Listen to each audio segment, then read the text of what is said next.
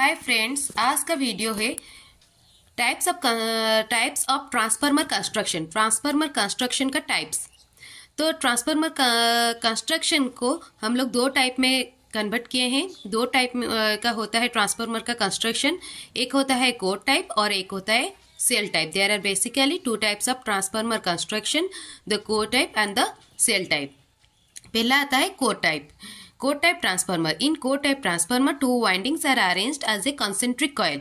Core type transformer में जो winding होता है, उसका जो कॉइल होता है वो सब कंसेंट्रिक होता है, कंसेंट्रिक कॉइल होता है। Therefore these are called concentric winding. इसीलिए उस वाइंडिंग को बोलते हैं कंसेंट्रिक वाइंडिंग और सिलिंड्रिकल वाइंडिंग, क्योंकि वो कोर के चारों ओर सिलेंडर टाइप का ऐसे रहता है, तो इसीलिए इसको बोलते हैं cylindrical winding. The low voltage winding is placed next to the core.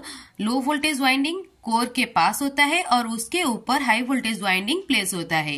क्यों ऐसा होता है ना? To reduce the insulation material requirement. जो इंसुलेशन मटेरियल हमें चाहिए होता है उसका अमाउंट क्या होता है? कम होता है। अगर हम लोग लो वोल्टेज वाइंडिंग को कोर के पास रखेंगे, उसके ऊपर जाके हाई वोल्टेज वाइंडिंग को अगर रखेंगे तो फिर हमारा जो इंसुलेशन मटेरियल जो कॉस्ट होता है वो क्या हो जाएगा? कम हो जाएगा, क्योंकि इंसुलेशन मटेरियल हमें जितना अमाउंट का चाहिए उससे कम होता है। क्यों ऐसा होता है?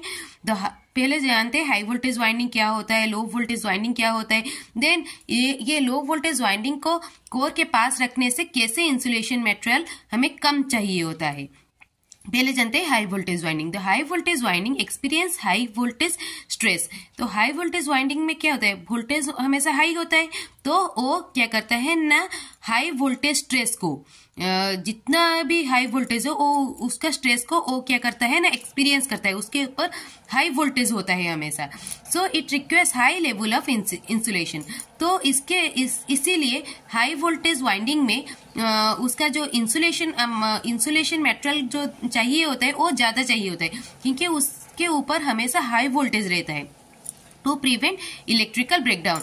इलेक्ट्रिकल ब्रेकडाउन मतलब उसका इंसुलेशन ब्रेक हो जाए, इसके लिए हमें आज हाई वोल्टेज वाइंडिंग में maximum amount of voltage high voltage होता है, तो इसीलिए इंसुलेशन इलेक्ट्रिकल ब्रेकडाउन को रोकने के लिए हमें ज्यादा अमाउंट का इंसुलेशन मटेरियल चाहिए होता है।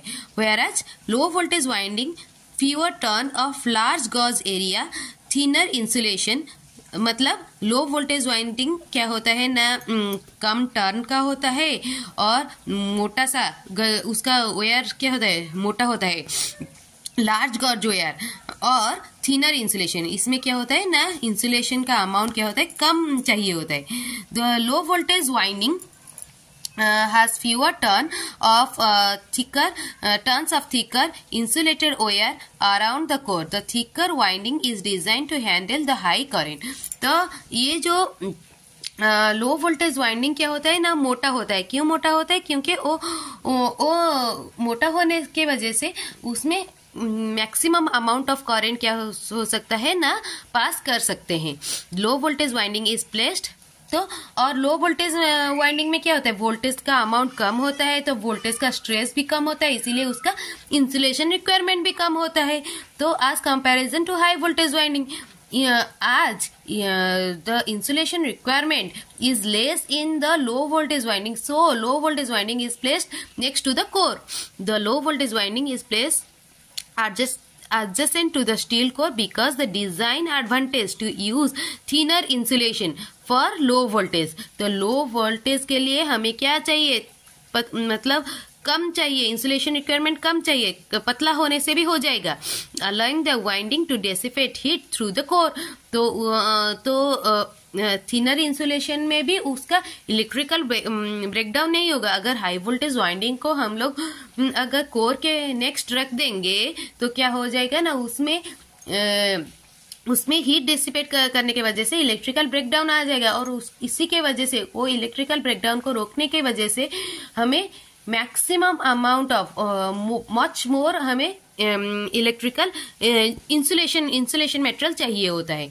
इसी वजह से हम लोग क्या करते हैं ना, लो वोल्टेज वाइंडिंग को नेक्स्ट टू द कोर रखते हैं। ठीक है। देन आता है सेल टाइप ट्रांसफार्मर।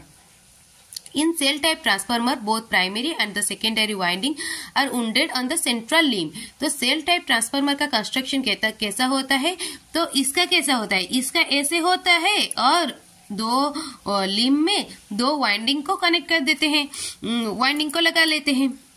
पर सेंट्रल सेल टाइप में क्या होता है ना, वो इस ऐसा होता है और बीच में भी एक खंभा होता है। ये बीच का खंभे में हम लोग क्या करते हैं ना, वाइंडिंग को वुंड करते हैं। In cell type transformer, both primary and the secondary winding are wound on the central limb and two outer limb completes the low reluctance flux path. तो सिर्फ बीच वाले में प्राइमरी और सेकेंडरी वाइंडिंग दोनों ही क्या होता है ना, वुंड होता है, मतलब दोनों ही उसके इसी सेंट्रल लिम्ब में ही उसको लगाते हैं। और बाकी का जो साइड में जो दो जो खंभा है वो सिर्फ क्या करता है ना, लो रिलक्टेंस पाथ। रिलक्टेंस मीन्स जैसे कि हम लोग का इलेक्ट्रिकल सर्किट में हम लोग जैसे रेजिस्टेंस बोलते हैं, वैसे ही मैग्नेटिक मटेरियल में हम लोग रिलक्टेंस बोलते हैं, जो कि फ्लक्स को पास कराता है। तो रिलक्टेंस कम होने की वजह से मैक्सिमम अमाउंट ऑफ फ्लक्स क्या होगा, पास होगा। जैसे कि रेजिस्टेंस कम होने से maximum amount of current pass होता है, वैसे ही मैग्नेटिक मटेरियल में रिलक्टेंस कम होने की वजह से मैक्सिमम अमाउंट ऑफ फ्लक्स क्या होता है ना, इसके थ्रू पास करता है। वो एक लो रिलक्टेंस फ्लक्स पाथ प्रोड्यूस करता है, क्रिएट करता है। ठीक है, ये जो दो साइड लिम्ब है वो सिर्फ क्या करता है ना, फ्लक्स का पाथ को कंप्लीट करता है, बस। ईच वाइंडिंग इज सब डिवाइडेड इनटू सेक्शंस। सभी वाइंडिंग को हम लोग क्या किए हैं ना, सेक्शंस में कन्वर्ट कर दिए हैं।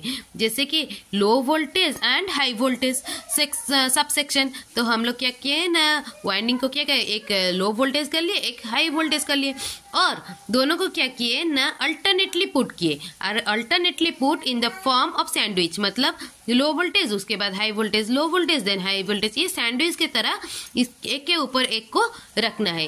Therefore such A winding is called sandwich winding और डिस्क वाइंडिंग। इसी के वजह से ये इस टाइप का वाइंडिंग को बोलते हैं क्या, सैंडविच वाइंडिंग, और इसको डिस्क वाइंडिंग। ये वाला क्या होता है, सिलिंड्रिकल वाइंडिंग, क्योंकि वो लिम्ब के चारों ओर ऐसे रहता है, और ये कैसे रहता है, ऐसे थाली की तरह रहता है, ऐसे रहता है। तो इसीलिए इसको बोलते हैं क्या, सैंडविच वाइंडिंग और डिस्क वाइंडिंग।